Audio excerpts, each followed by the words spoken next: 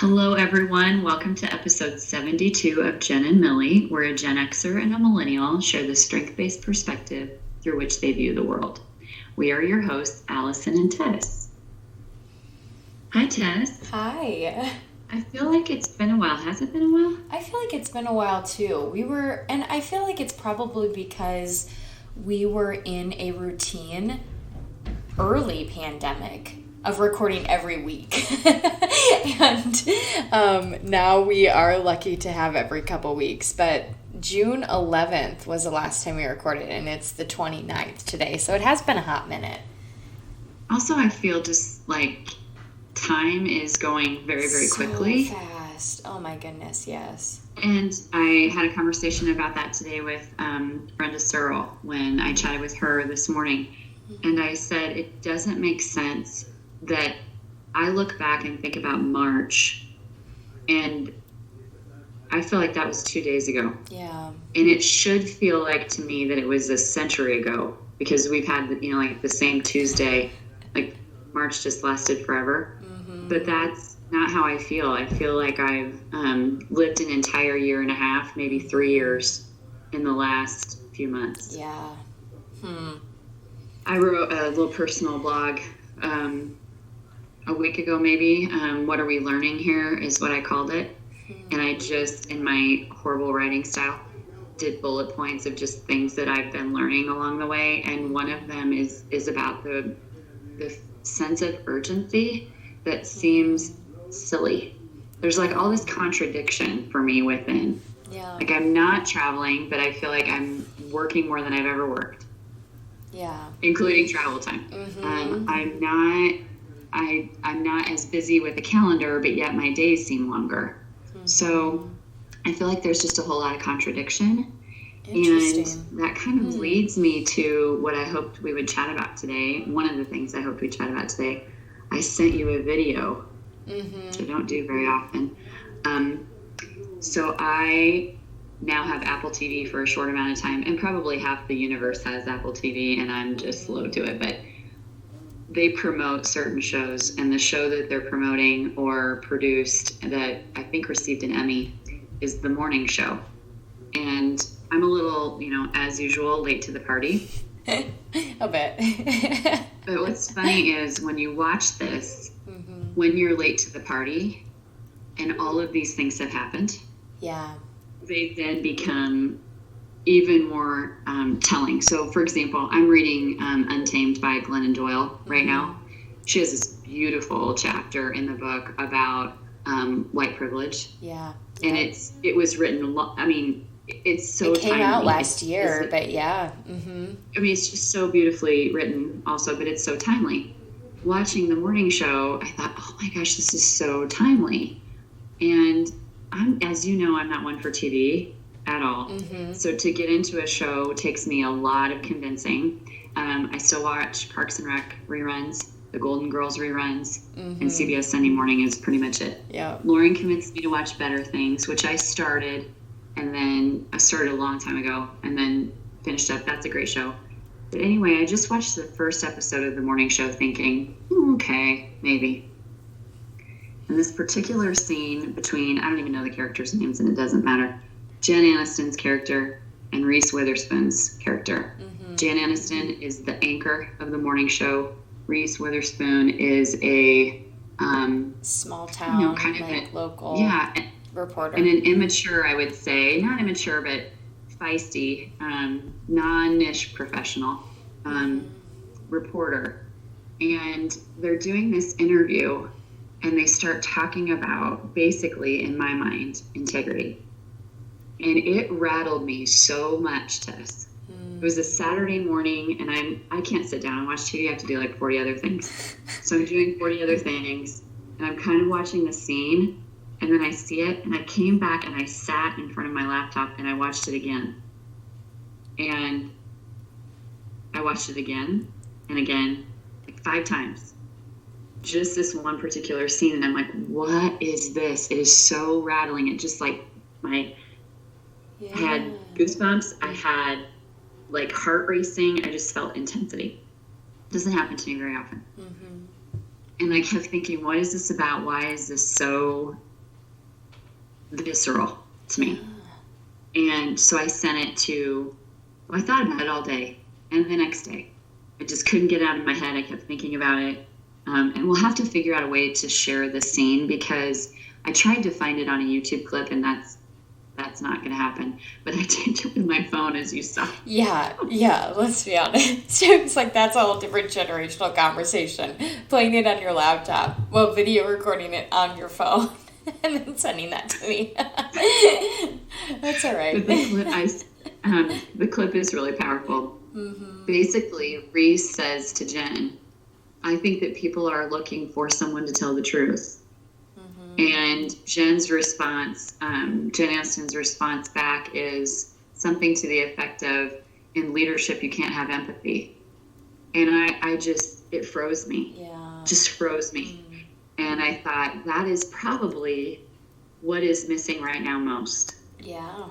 And so anyway, I thought about it for days, and so I sent it to Katie. And I said, Katie, why is this rattling me? And she loved it, of course, too. And she said, what a time to be alive right now. Yeah. Which I love. Katie and her positivity and her perspective on life is so good for me. She's been a friend since I was a little kid. And she's someone I really rely on to help me see things differently, especially when I'm kind of grappling with something.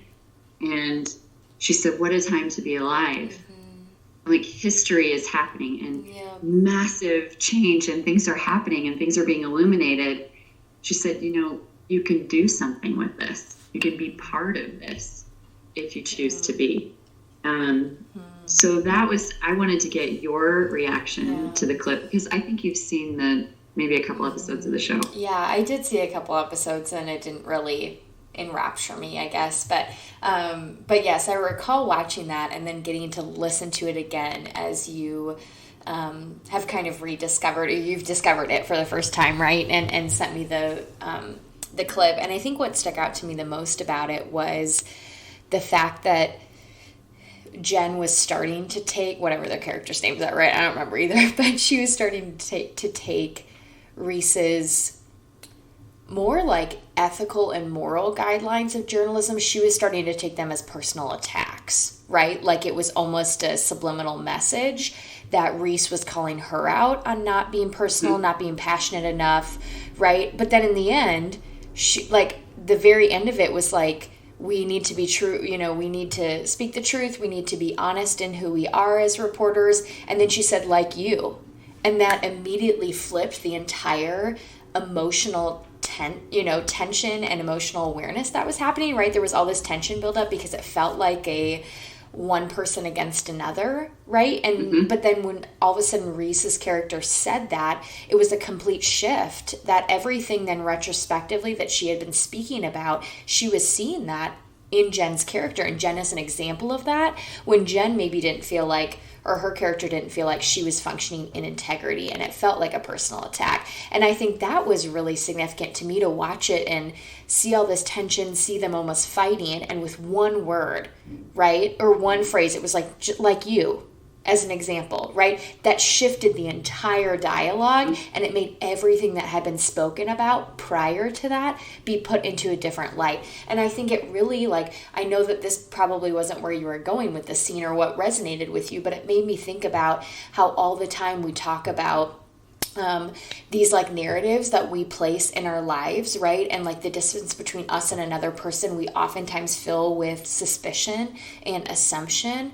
And even, Brene Brown's what if we just believed the best in people, right? What if we just chose to believe the best? And that was such a great example of believing the worst, reading between the lines, but in a way that was filling the void with suspicion, with worry, with almost personal attack, like it's about me. But in reality, it's not, right? In reality, the whole conversation wasn't a personal attack against her in her subtext of the conversation or anything like that. So I think that was it was pretty profound to think about, even just with something as simple as one word and one phrase, how that just shifted the entire dialogue.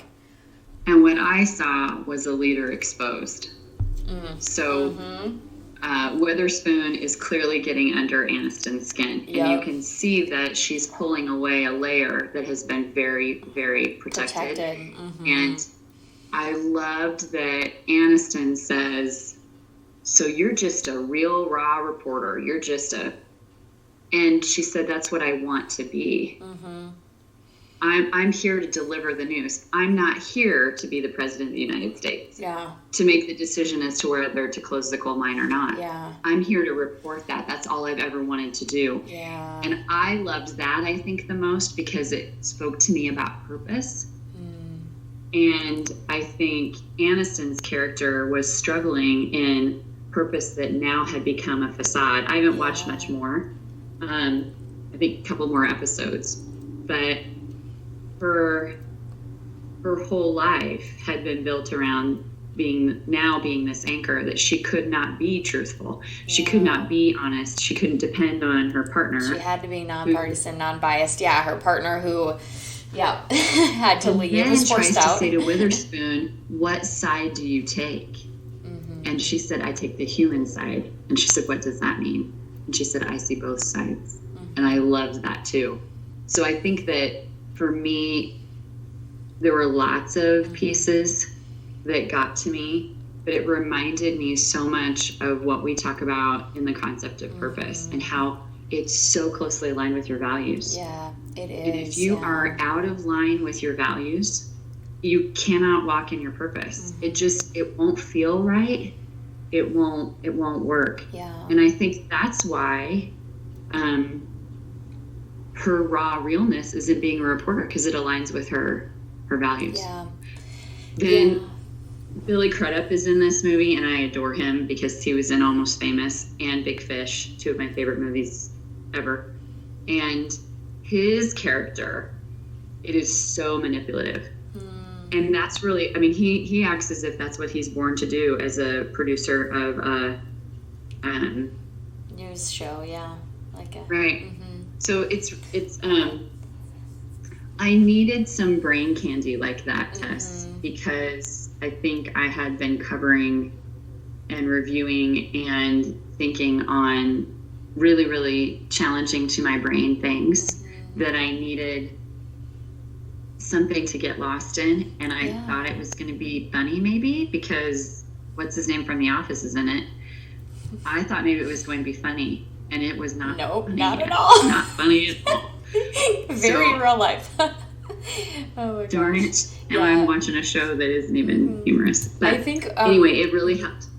It helped me get realigned, I think, for me, with my values, my purpose, my why. Yeah. No one gets to define that but the individual. So true. So true. So one of the other things that I really love about, and granted, everyone take this with a grain of salt because I think I've watched 1.5 or 2 episodes of this show.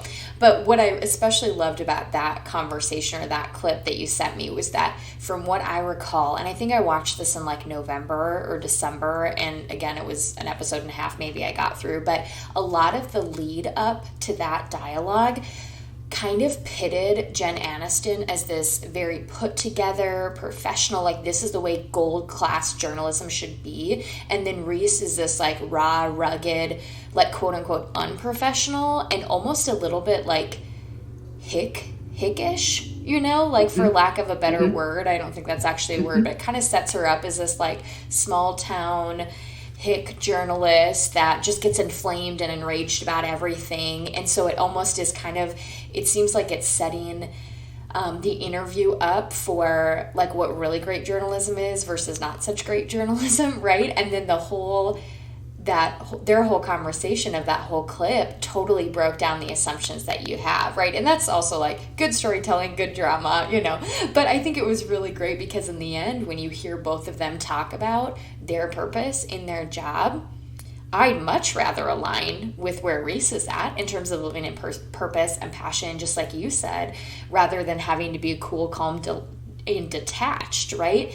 Which is where kind of Jen is at. And so you didn't necessarily see Jen's purpose come out in the same way nearly at all, right? And it broke down the assumptions we have of what is maybe gold standard, high class, right? This is what professionalism should look like. This is what leadership should look like. This is what whatever fill in the blank should look like. We all make those assumptions, whereas probably Reese is gonna last longer in the field because she's driven by passion and purpose rather than a need to perform, money and right? fame. Yeah, versus money and fame. Mm-hmm. Were very clear to me in these first episodes, how money and fame turn into power and what power looks like. So much is happening there in the initial episodes regarding how, I'm going to call him Michael Scott. We're just butchering all of these. We don't know any of the characters. Whatever. We're going to get sued by Apple TV. He has absolutely ruined his career because of sexual harassment. And so you see all of that side of money, fame, him losing everything, them as partners, Jan Aniston and Michael Scott as partners. If people are listening to this and they watch this show, they're going to say, Allison, you are the worst. You are the worst.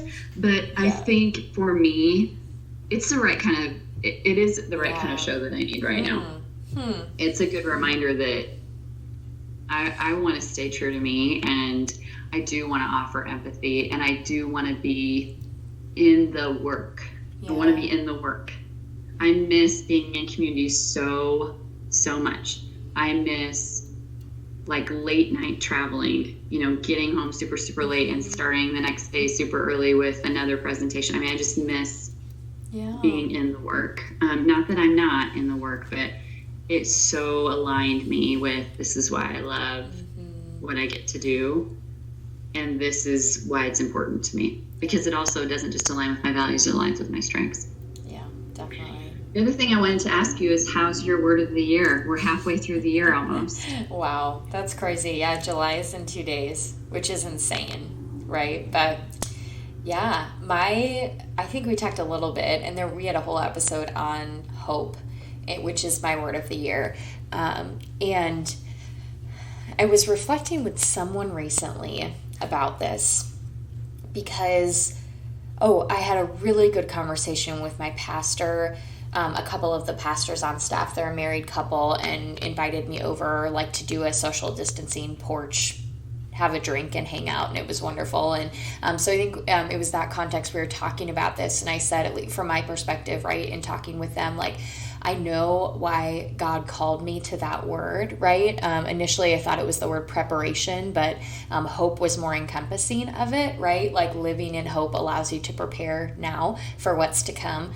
And so in talking about that, I said, and that is still so true. The initial intent of it is still so present in my life, functioning so much in such personal ways, but now it's become a word that has enraptured my groups and society at large, right? It's gone beyond the individual because of what's been happening lately. And so that's been a really behind you. Yeah, yep. So I can take a picture of that and maybe post on social media. But because of, and if you listen to the last episode, 71, I've talked a little bit about my involvement with the peaceful protesting and Black Lives Matter movement. And this was derived from a photo of a young girl on the first night of protesting in Omaha, and she has the Black Power fist raised, and she was taken with the Crossroads Mall sign in the back, and it was became really famous because she's this young African-American girl, and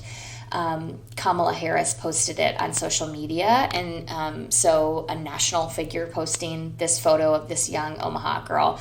And so this local artist made it into this print and gave her a sign that says hope on it. And I think that it's just, such a personal message, but then also such an incredible reminder of, if we believe in a better future, not just individually, but also as a society, right? We need to start the work now in order to actualize that best possible future. And so it's been really neat because I feel like the whole world is grasping onto the concept of hope right now. And it's been really neat to have been given a little bit of a prelude to that 6 months ago when I started at the beginning of January, beginning of December, when I really started percolating on this thought and concept for the year.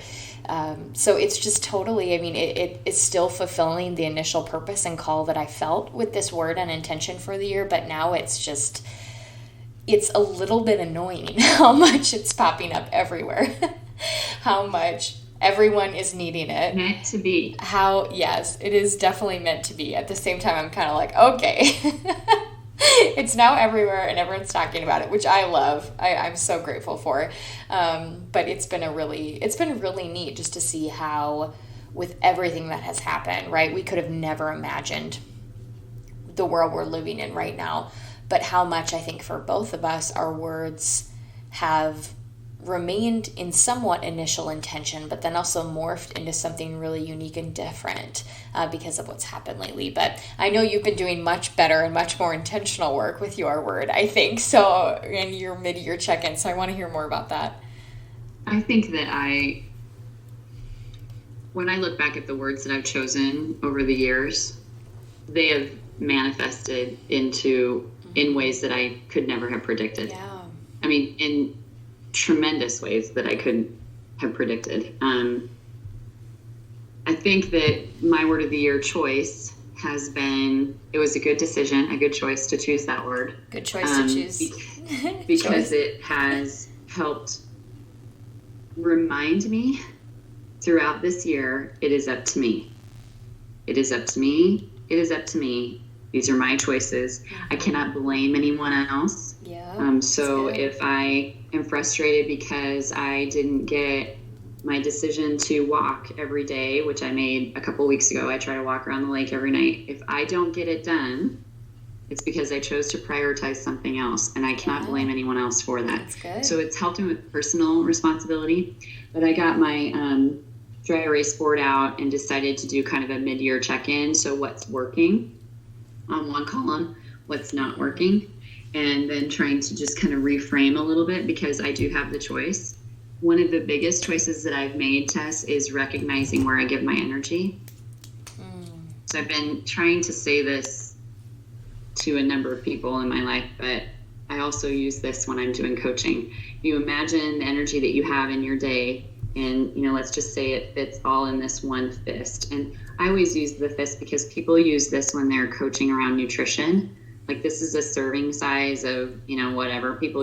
Somebody used this for something else.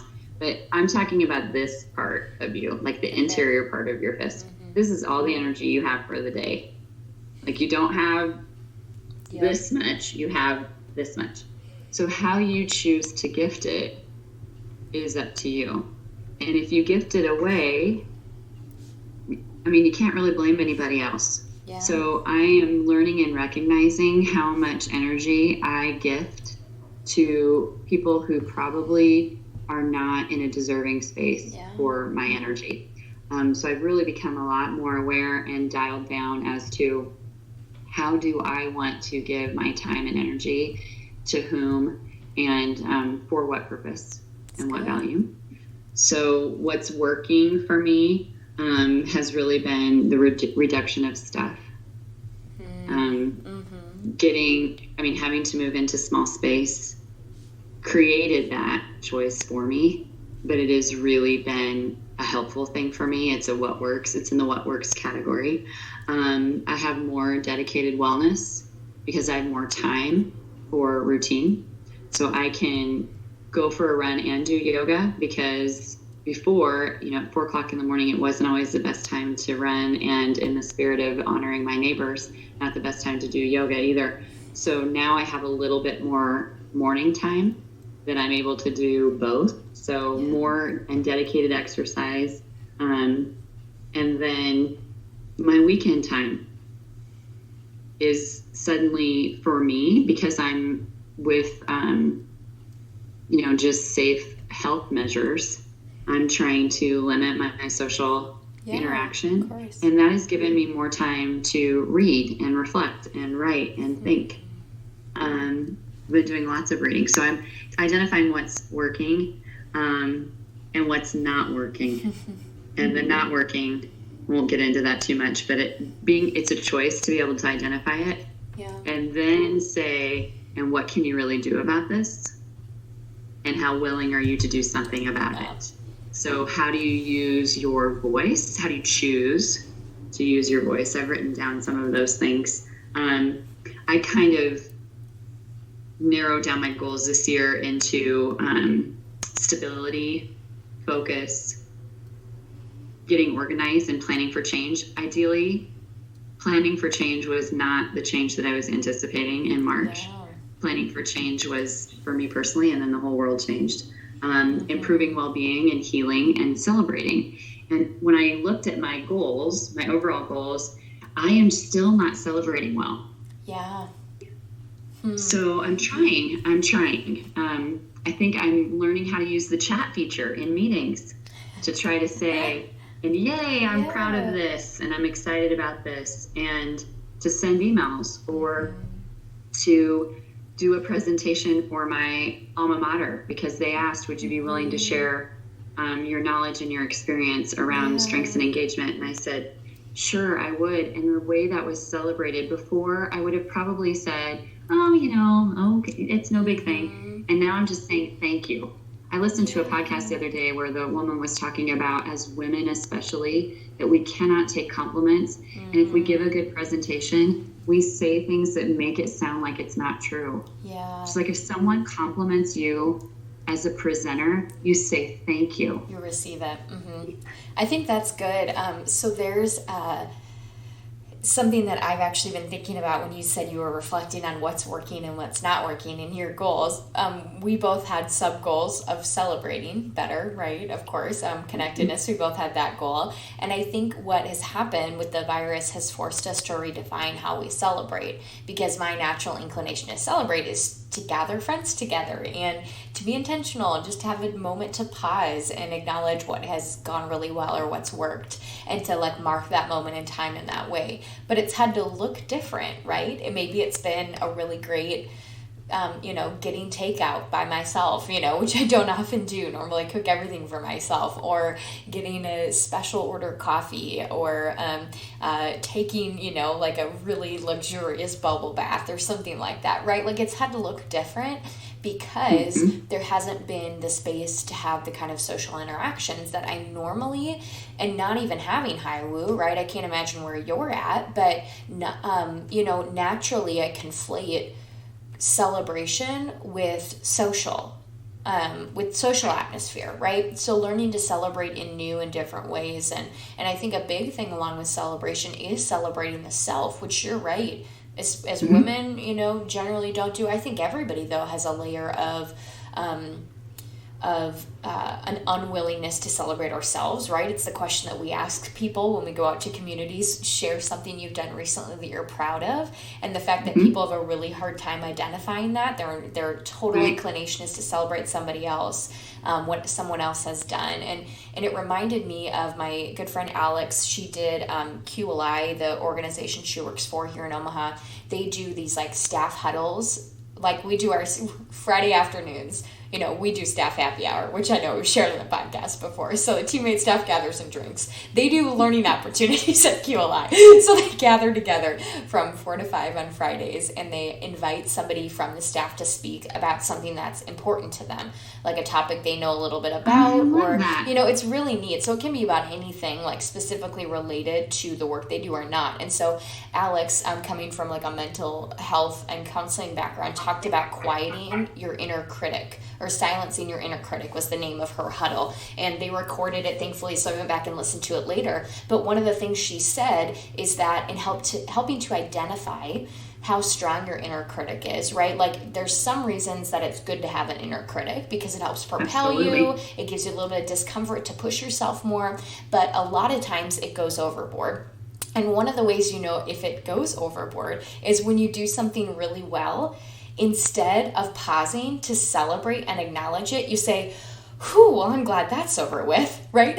So after a presentation, being like, oh gosh, I'm glad that's over with, instead of celebrating the fact that you did it, right? And so, and that makes me think a lot about even how I respond to some things too, right? That's my natural inclination, is to say, well, okay, good, I'm done with it. And so it takes people to gut check us, and messages like this to gut check us, to say, okay, yes, it's over with, so that's something to acknowledge, but also can we celebrate the fact that it happened, right? And pause in whatever way we can right now. That was just a really good gut check. It's like it's making me really think about how do I respond when things are done that I've put, pressure on myself to accomplish. my celebration shifted from celebrating with others and celebrating within. So giving myself permission. So for example, you all know that I started with this giant focus planner, which was extraordinarily expensive, and I was all committed to it. And now that I know where discipline lies for me, because I've been writing down my top 15 strengths every day, I can tell you that discipline is high for me. But I think it's 14. I'm getting closer, Tess, to having them all. I've designed an acronym to remember achiever, individualization. No, I can't remember the acronym. Connectedness, belief. Anyway, I gave myself permission to say, you don't need this. Mm-hmm. Good. You don't have to order another one because they're quarterly. Mm-hmm. You don't have to order another one. I gave myself permission to say, you don't have to kill yourself to get this done. You've done enough today. Mm-hmm. So I think my celebration has been kind of an acknowledgement of saying no, or saying that's enough, or saying, wow, that was great. And so let's end this day on good job. You not only did the presentation well, but people are taking takeaways, and that's enough. Yeah. So kind of back to the Reese clip, that's what I was hearing from her. I don't have to have all the answers. I don't have to have all these 5,000 other things figured out. What I do is enough. Yeah. It's enough. Mm-hmm. So that was kind of my celebration, is to say, because before Tess, if I commit to something, responsibility number 15, I'm just like, no, I have to do it now. I said I was gonna, so now I have to do it. No, I have the choice to say, I changed my mind. I changed my mind. That's good. And I don't want to use that planner anymore. I went and got a cheapy planner, and I can do the same things the same way, and it spreads out better, by the way, and it's not. It's crazy balance thing, yep. Yeah, I can spread it out. I cannot feel guilty if I make a bunch of smudges all over it. So I think when I reflect on my word choice, it's almost in a recognition that I can choose to be myself with even more authenticity, intentionality, and proud of. I mean, like, there's at this stage and season of my life, especially this year after everything that's happened, I am proud of where I am right now. Yeah. And to say that is even surprising sometimes to me, that I'm not faking that when I say it. I mean it. Yeah. And that has been a great celebration, to just mark progress and say, yes, not just the achiever, like check it off, but yes, I did this for me. I chose this. Parting with things, getting rid of stuff, I chose this. Choosing to take that kayak, so heavy, and load it up and know that it's going to fall off of that kayak rack about 4 times before I get it across the street and into the lake. And last weekend I almost fell in because my brain could not think about paddle this way, because there's, again, no dock. I have to scooch in. There's so much moss right now that I used to be able to stick my paddle in and push myself out, basically on kind of the mud. Yeah. There's so much moss, you can't do that. So I went like this, and the kayak started to completely turn to the right. And it took me about 5 seconds for my brain to register, move your paddle the other direction. And then when I did, I almost said out loud, yeah, you know what you're doing? But because it took me 5 seconds to think of it, I was already down on myself. And I chose to get out of that narrative quick. Good. Yes. Like, you're in the water, and boy, does it, and getting out of the water is an adventure, and hauling that thing up the hill and putting it back on the kayak rack is an adventure. But when I get done with kayaking, I feel so empowered. It reminds me when I first started running and I ran the half marathon, and I thought, if I can do this, I can do anything. Do anything. Yep. Oh, it's so true. My celebrations this year have been, if I can do this, I can do anything. Yeah. Which and there have been a bunch of them. So powerful. That's my mid-year review, is kind of reminding myself to invest in me, to be proud of myself, to continue to do the hard things. Yeah.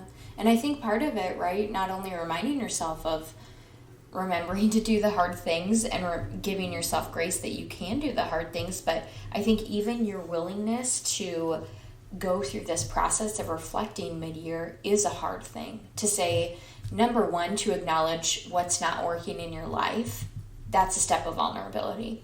To go beyond that and to say, what can I actually do to change this is another step of vulnerability, right? To say, to acknowledge that you can't fully control all elements of your life, right? That's that second question you said of what can I actually do to change the situation?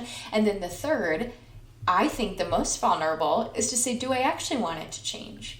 Right? Like, because there might be a part in your life that's not working, that's not where you want it to be, but until you say, I actually want to change what's happening, like my favorite phrase I will repeat over and over again is change happens when the pain of staying the same outweighs the pain of change, right? When we finally say enough is enough, I can't live the way I've been living, so I'm going to go through the hard work of changing, which change is hard work, especially self-change, self-work, self-reflection, right? Like, and you talk all the time, self-reflection is is like so underrated, right? But it also is way undervalued in the amount of work it actually takes. And I think your example of that is a testament to the fact that you had your 5 seconds of saying, beating yourself up about that 5-second gap, but then to rewrite the narrative, right?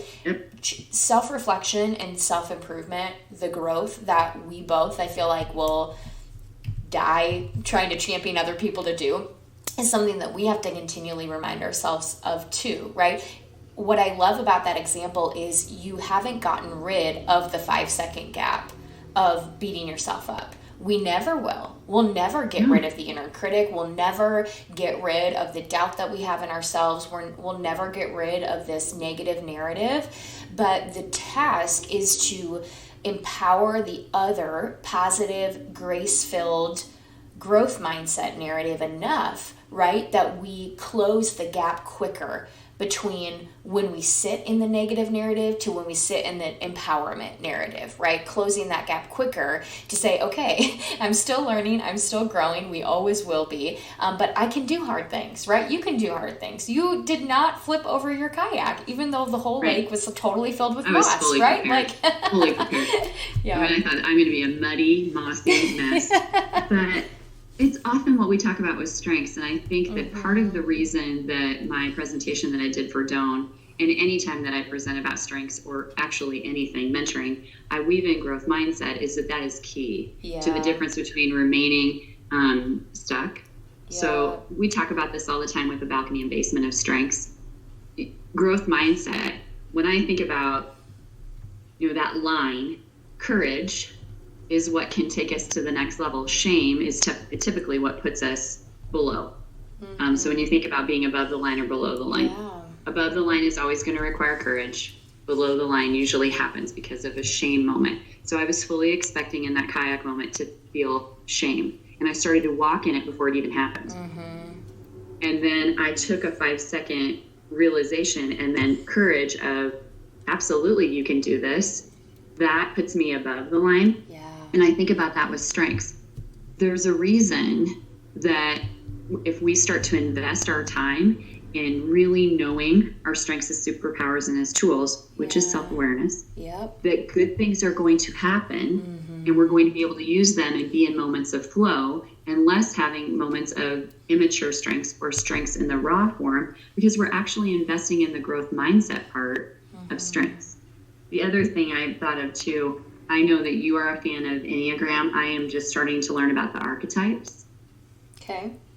And so when you talk about inner critic, that's a saboteur. So that's the, I'm not good enough. It's that imposter syndrome, which I think we all have a little bit. Back to the show. I'm telling you, this show has, this is a connection. There is a scene coming up that you haven't seen yet where the artist, I think her name is Rozzi, Rozzi, does a cover of Creep. It is so good, not suitable for child listeners. But the song Creep by Radiohead, do you know that song? No. Yes, you do. Sing a little bit of it for me. I'm a creep. I'm a widow. What am I doing here? I don't belong here. You know I'm not going to sing. I'll send it to you. But anyway, I think that the artist, her name is Rozzy. So I immediately go to find this, and it's the only song on the morning show soundtrack that is not a choreographed, like, musical instrumental. Okay. It's the only cover, and I think they're in trouble actually with I think it's Radiohead. I don't want to say it wrong because my friend Jeremy will listen to this and say, "Did you just say that Creep was written by Radiohead?" Anyway,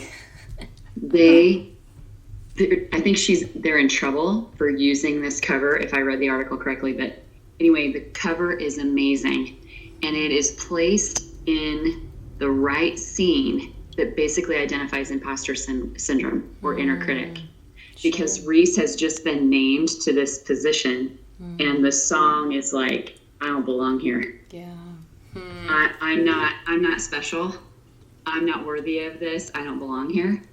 And I think the inner critic in the Enneagram, I would say that would be the shadow side of a 3, maybe. Wow, look at you. Does that sound right? So the number 1 is the perfectionist. So in its basic form, a 1 is going to have an inner critic, a little bit of, that's kind of the definition of a 1, because the need to be perfect is from an inner place. The 3 is more societal expectations. It's critic from an external status, like where do I measure up? Okay. So. Okay. Yeah, so, but good. Golly gee, look at you. What? I'm coming along. You're coming along. Are basically around the saboteur is the one that says, I don't belong here. And if when not in balance, you will self-sabotage. Yeah. And there are just volumes upon volumes upon volumes of examples of when people do this.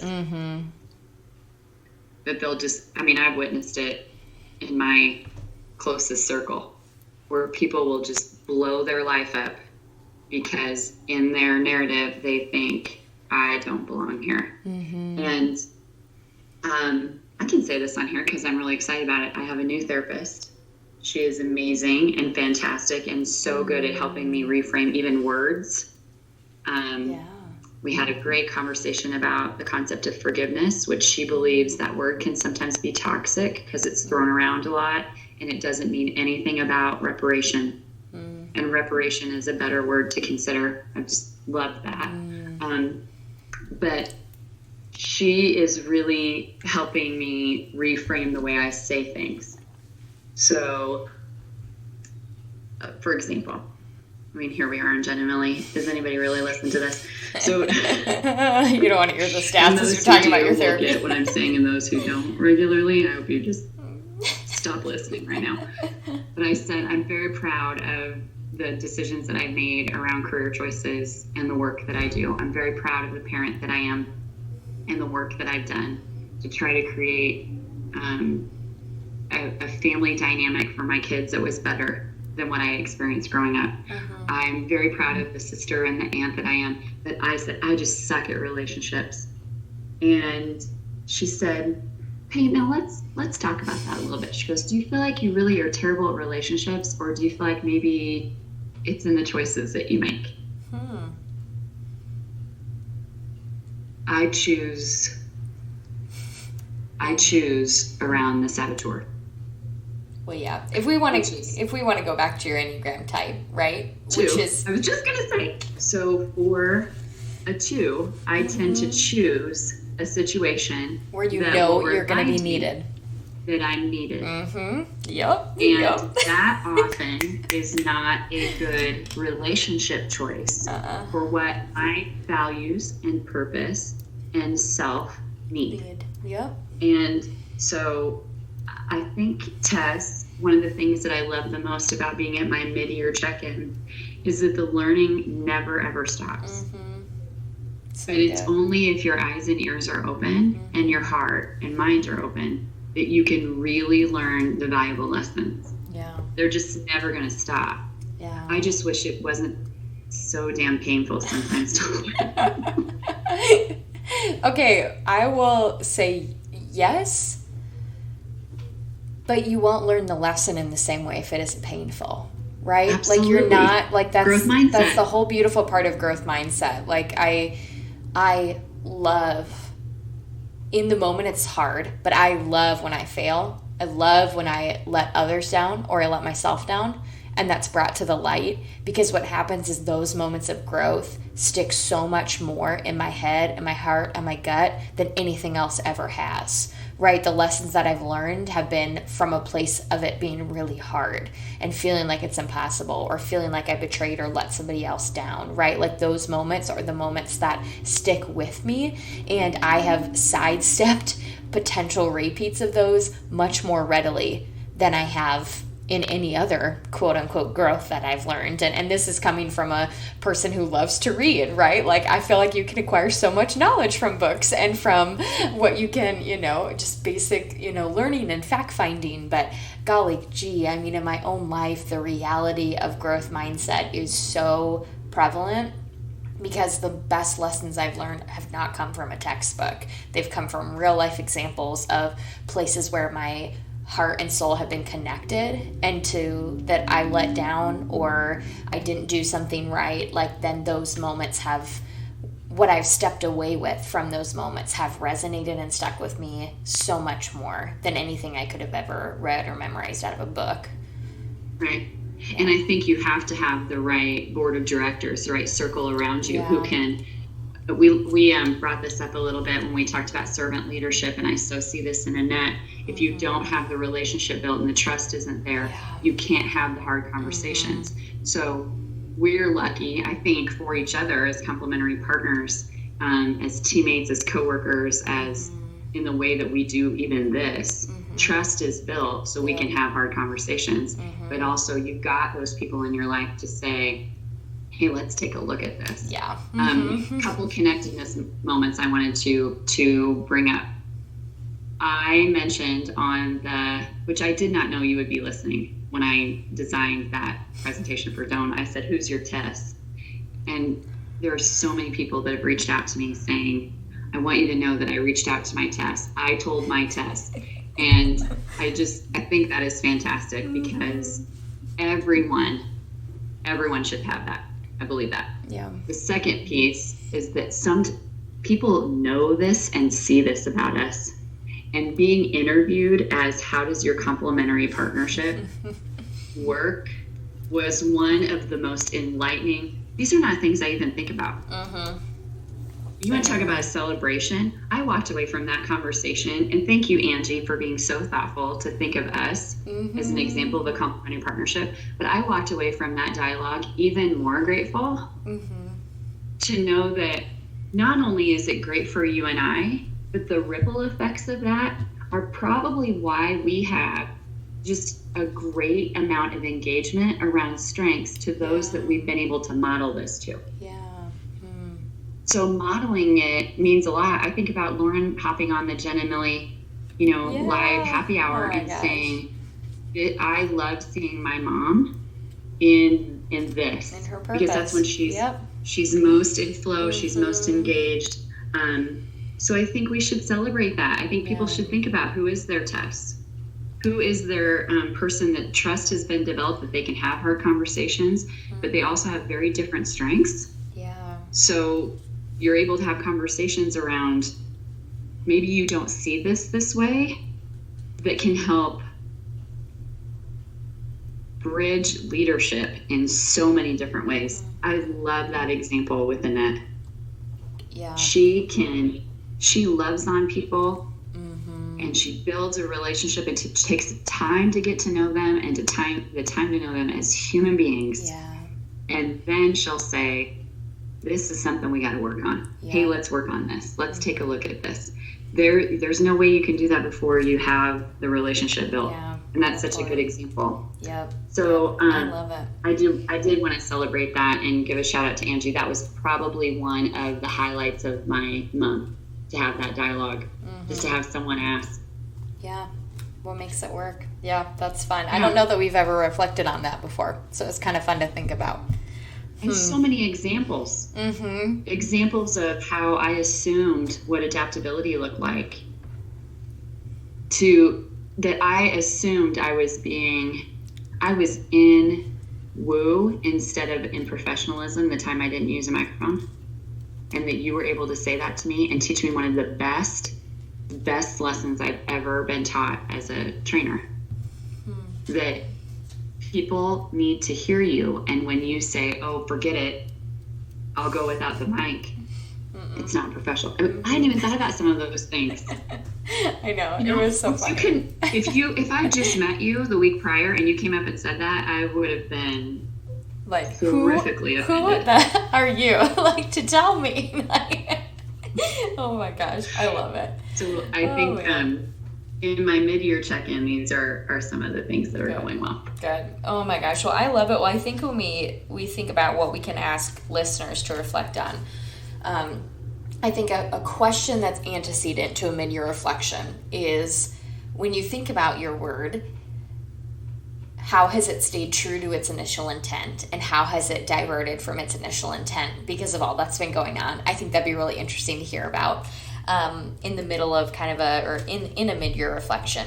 I also would really like people to think about how you framed yours with what's working, and then, but even greater, what's not working, and below that, what can I do about what's not working, and do I want to do anything about what's not working? So those really hard and honest self-reflection questions regarding what might not be working right now in life. Because there might be things, right, where you get to the second question and you realize you don't have control over what's not working, right? Like, if you say working from home isn't working, well, do you have any sort of, autonomy to be able to change that?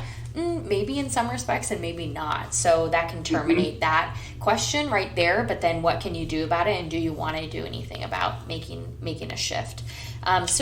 Doing those sort of reflections in terms of a mid-year. And then, thinking about who are some great partners in your life, just given the last conversation. I'm not going to pose the question as who is your test, because I think that's weird. And I loved listening to you teach on the Doan webinar, but that was a really weird slide when the question in the chat was like, who is your test? And then all these replies like, my test is yada yada, my test is, here's who my test is. And I'm like, well, I'm Tess. Hi, everybody. Nice to meet you. My test is Allie. Who's somebody that can help, or who's somebody that you've built rapport with, that you're able to have tough conversations with? And I think framing it in that way is helpful, because I think the tendency for people, not for us because of where we're at, but the tendency for a lot of people, I think, would be to assume that it might be a spouse or someone that, like, they do life with all the time. And I would say in some respects, that could be the case in your relationship. But I think in other people's relationship, what I've seen is sometimes that further divides or wedges, relationship. But also sometimes the people that are closest to us, like, there's a little bit of a fine line, right? Because sometimes we don't take feedback from the people that are closest to us, just like we have a hard time taking compliments from the people that are closest to us. Like, you're like, well, you're my spouse, you're my partner, you're my good friend at work, and so I have a harder time hearing that sort of feedback. So I think this is a little bit of a different role. And for some people, a spouse, a loved one, a child, a really great coworker can fill that, like we model it. But also I think it requires us to think beyond the immediate responses, right? To say whose feedback really would make me change, right? Would make me really think and audit where I'm at regarding this one area. So I would challenge people to think maybe beyond your initial gut response. It might be accurate, right? But to not just let it be whoever first comes to mind and sit with that, right? Because you probably aren't going to be my first response of my best friend in my entire world, right? But I will take your responses for how I should change most to heart, because we do have the rapport built really well. So, yeah.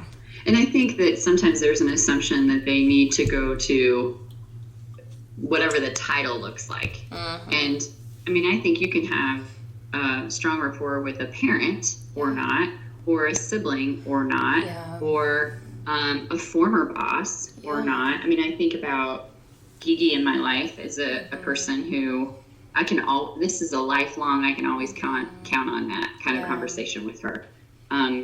Was from the very beginning, and then, has ebbed and flowed in so many different ways. Yeah. To think about some of the people in our lives who could we have a conversation where that it's safe.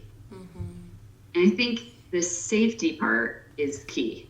And safe meaning that you can be completely honest, and not saying that you couldn't with a spouse or a parent or whatever, but safety for you in the sense that, are you looking for their feedback for the right reason? Like, are they completely objective? I think that you can be objective in my life because you don't have to be around me as much as, say, for example, my friend Sherry, who has known me since I was in kindergarten, and she's the kind of person that gets to say, I'm very disappointed in you. She gets to say that. She gets to say it. She's earned that title. But I don't know that, like, some of those kinds of dialogues, like, where am I in with a mid-year check-in, she would probably say, why are you doing that? Because it's a different kind of relationship. It's a different friendship. So I think you're right. Think about who can you have those dialogues with. Love the mid-year review. Please share your hope print. I will. With listeners. Do you have anything on choice that you want to share for a little bit of equity and representation of words? Oh boy. Think on that. We're capped at time, so I'll wrap us up, but you think on that. Okay, well. And yeah, so I'm going to wrap us up. Turn your wounds to wisdom. Turn your wounds into wisdom. Okay. That's growth mindset and choice. That's Oprah. Not me. I didn't say that. I always say no, not me. I didn't say it as if I'm like not trying to take credit, but I'm not trying to take credit because it's really good and someone else deserves it. I would take credit if that was me. Oh my gosh, you're so funny. Oh man. Okay, so I think that's a good wrap, right? Reflecting on how your word has shifted a bit this year and how it stayed true to its initial intent. What's working in a mid-year review check-in sort of sense? What's not working? If it's not working, what sort of power do you have to change it?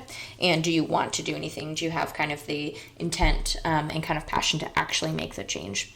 And then an evaluation of who's a really great partner in your life that you can turn to for honest feedback that creates safe containers for conversation. So, cool. Perfect. Okay, I got it. Alrighty. Well, that means that I just want to thank everybody for tuning into episode 72 of Genn and Millie. If you enjoyed today's conversation, consider sharing this episode with a friend. To interact with us and share the responses to the questions and action items we post in this episode, you can follow us on Instagram at Genn and Millie. That's at GENNANDMILLIE. Until next time. Just kidding, not until next time. We just want to put a note that the views and opinions expressed in this podcast are exclusively that of Allison Horn and Tess Starman, may not reflect the views of Teammates Mentoring Program at large. That's what happens when I try to do the conclusion from memory instead of reading my own script. Now really, until next time.